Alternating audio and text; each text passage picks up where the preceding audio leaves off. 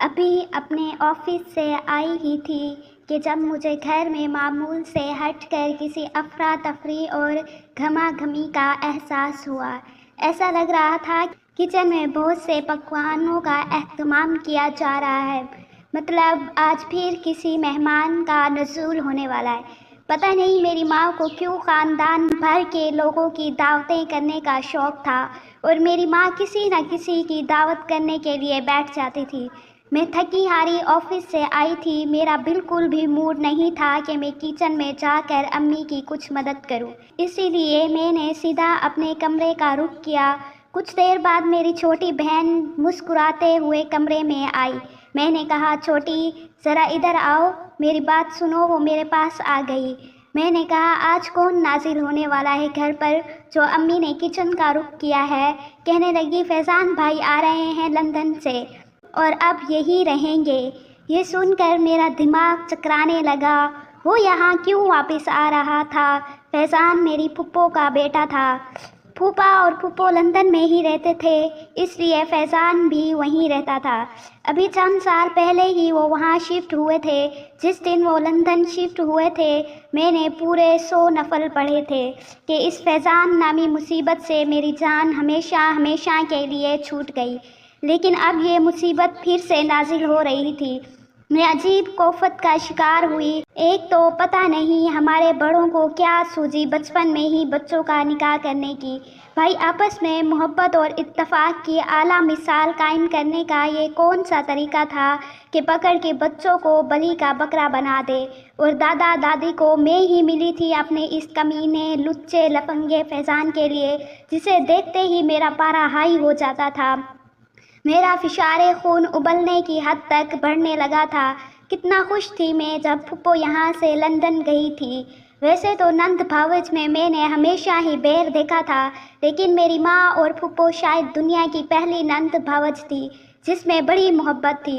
روتے دھوتے پھپھو لندن گئی تھی اور یہاں میری ماں نند کی جدائی میں 104 بخار چڑھا کے بیٹھ گئی تھی۔ ابا الگ پریشان تھے۔ کبھی کبھی تو میری ماں سے کہتے تھے، مجھے تو لگتا ہے تم نے بس تہنیت کی محبت میں مجھ سے شادی کی تھی۔ میری جدائی میں تو تمہیں کبھی ہلکا سا سر درد بھی نہیں ہوا۔ میں اس وقت امی کے سرہانے بیٹھی تھی۔ بظاہر تو میں ان کے سر پر پانی کی پٹیاں رکھ رہی تھی، لیکن میرا دل اس وقت فیضان کے جانے پر اتنا خوش تھا کہ ہر طرف سکون ہی سکون محسوس ہو رہا تھا۔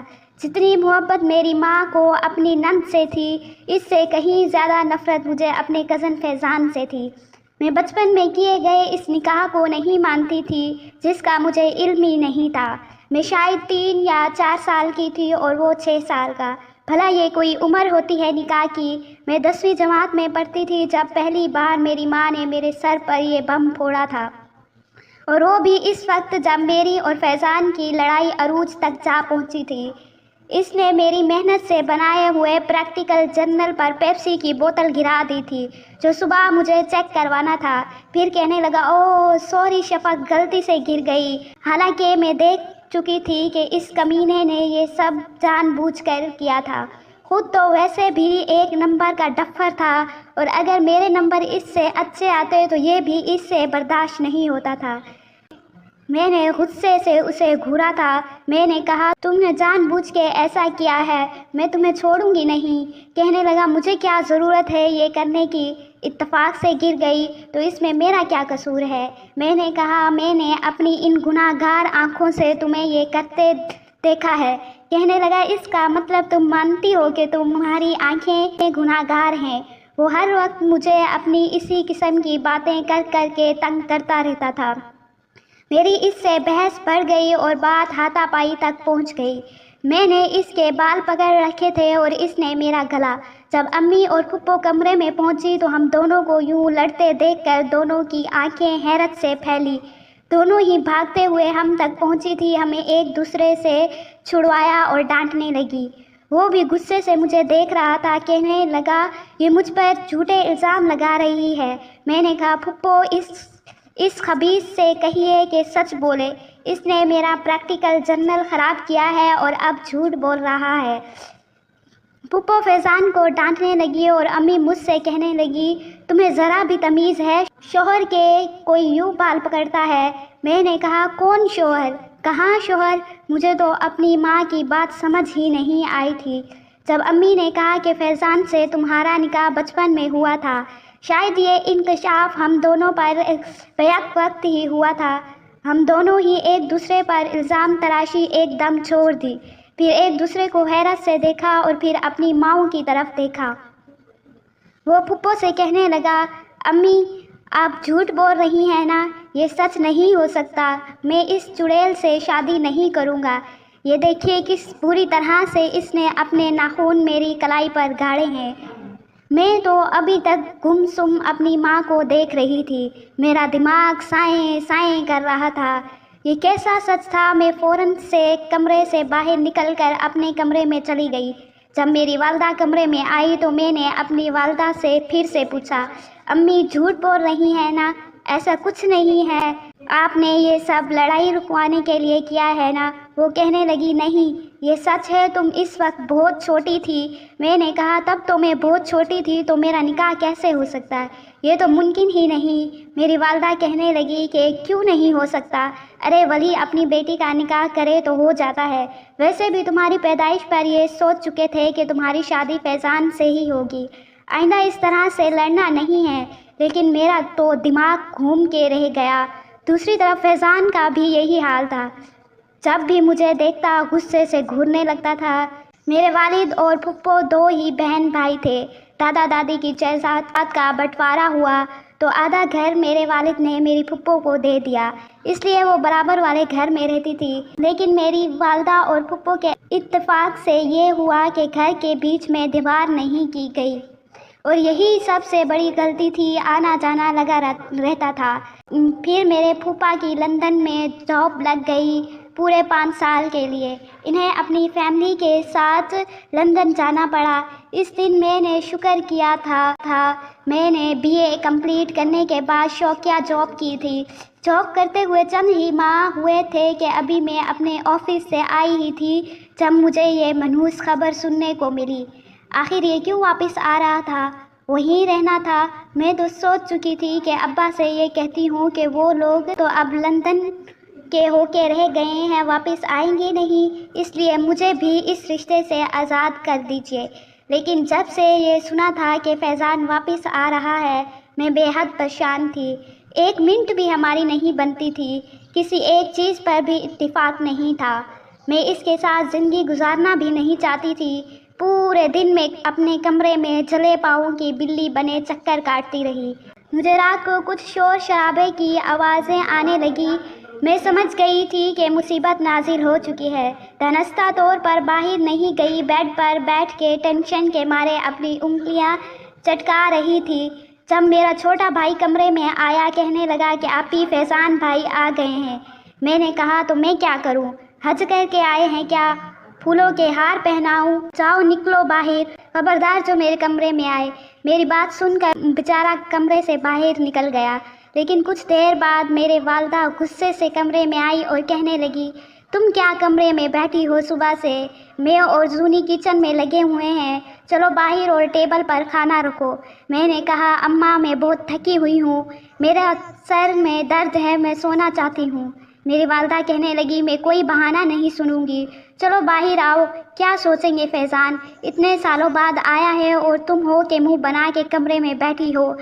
میری ماں میرا ہاتھ پکڑ کے زبردستی مجھے کچن میں لے گئی، نہ چاہتے ہوئے بھی مجھے ٹیبل پر کھانا سجانا پڑا، اور وہ شاید میرے چھوٹے بھائی کے کمرے میں تھا۔ اس کے کمرے سے باہر نکلا تو عام سے ٹراؤزر شرٹ میں تھا، بال گیلے تھے، شاید نہا کر آیا تھا۔ میں سامنے والی کرسی پر بیٹھ گئی اور میرے ابا اور باقی بہن بھائی بیٹھ چکے تھے۔ وہ بالکل میرے سامنے والی کرسی پر بیٹھ گیا۔ میں نے بس اسے سلام کیا تھا اور اس نے سلام کا جواب دیا۔ میں نے پلیٹ پکڑی اور کھانا کھانے لگی۔ میری والدہ نے فیضان کی پلیٹ میں بریانی ڈالی تھی۔ 1-2 چمچ بریانی کے لینے کے بعد کہنے لگا ممانی بریانی تو بہت مزے کی بنی ہے، کس نے بنائی ہے؟ میری والدہ کہنے لگی شفق نے بنائی ہے، اور کس نے بنانی ہوگی؟ صبح سے میرے ساتھ کچن میں لگی ہوئی ہے کہ تم آ رہے ہو، اس لیے سب کھانا تمہاری پسند کا ہونا چاہیے۔ یہ سن کر تو میرا چمچ ہاتھ میں ہی رہ گیا۔ میں نے حیرت سے اپنی ماں کو دیکھا۔ صبح سے تو بیچاری زونی امی کے ساتھ لگی ہوئی تھی اور سارا کا سارا کریڈٹ امی مجھے دے رہی تھی، اس لیے کہ فیضان کی نظر میں بڑی اچھی بن جاؤں، حالانکہ مجھے اس کی نظر میں اچھا بننا ہی نہیں تھا۔ پھر اس نے کباب کھائے، کہنے لگا یہ بھی لاجواب بنے ہیں، یہ بھی شفق نے میرے لیے بنائے ہوں گے۔ اس سے پہلے کہ میں کچھ کہتی میری والدہ پھر سے میری تعریفیں کرنا شروع ہو گئی۔ میں نے کہا جی نہیں، اس ٹیبل پر موجود کوئی بھی چیز میں نے نہیں بنائی، امی نے بنائی ہے یا پھر زونی نے، اس لیے آپ جو تعریف کرنا چاہتے ہیں زونی کی کر سکتے ہیں۔ حالانکہ میں جانتی تھی کہ میری اس بات پر میرے ماں باپ مجھے بہت ڈانٹیں گے، لیکن مجھے کوئی پرواہ نہیں تھی۔ میں نے اس کے بعد والدہ کے تیوروں کو دیکھنے کی کوشش نہیں کی۔ میں جانتی تھی کہ وہ مجھے گھور رہی ہوں گی۔ وہ ہنسنے لگا اور کہنے لگا مجھے پہلے ہی اندازہ تھا کہ اتنا مزے کا کھانا یا تو زونی بنا سکتی ہے یا پھر مومانی۔ میں نے بس تھوڑا سا کھانا کھایا اور واپس کچن میں چلی گئی۔ کچن کا سارا میں نے ہی صاف کیا تھا۔ فیضان سب کے لیے تحفے لائے تھا۔ میں جب کچن کے سارے کاموں سے فارغ ہوئی تو سیدھا اپنے کمرے میں چلی گئی۔ کچھ دیر بعد میرے کمرے تو فیضان کہنے لگا میں ہوں، دروازہ کھولو۔ میں نے دروازہ کھولا تو اس کے ہاتھ میں ایک گفٹ تھا۔ کہنے لگا یہ امی نے تمہارے لیے بھیجا ہے۔ میں نے تو امی کو کہا تھا کہ کیا ضرورت ہے فضول خرچی کرنے کی، لیکن وہ کہنے لگی تمہیں کیا مسئلہ ہے، میں اپنی بہو کو جو چائے بھیجوں، یہ میری والدہ کی طرف سے ہے۔ یہ کہہ کر اس نے میرا ہاتھ پکڑا اور وہ گفٹ میرے ہاتھ میں تھما کر چلا گیا۔ مجھے اس گفٹ سے کوئی بھی سروکار نہیں تھا۔ اس کے ایک جملے نے میرے اندر آگ لگا دی تھی، جتا رہا تھا مجھ پر اپنا رشتہ، وہ رشتہ جسے میں مانتی ہی نہیں تھی۔ بہرحال نہ تو مجھے فیضان کے آنے کی کوئی خوشی تھی اور نہ ہی اس تحفے سے کوئی غرض جو پھپھو نے میرے لیے بھیجا تھا۔ اگلے روز آفس جانے لگی تو میری والدہ کہنے لگی اور گھر کے کچھ کام کاج بھی سیکھ لو۔ میں نے کہا کیوں، کیا ہو گیا ہے؟ وہ کہنے لگی 1 مہینے بعد بقرہ عید آ رہی ہے، عید پر تمہارے پھپھو اور پھوپھا بھی واپس آ رہے ہیں، واپس آتے ہی انہیں رخصتی چاہیے، مجھے تمہاری پھپھو کا فون آیا ہے۔ یہ سن کر میرے ہوش و حواس بھی خطا ہونے لگے۔ میں نے کہا آخر ان لوگوں کو جلدی کس بات کی ہے؟ میری والدہ کہنے لگی کون سی جلدی، ارے بھائی یہی تو عمر ہوتی ہے شادی کی، فیضان اچھی جاب کر رہا ہے۔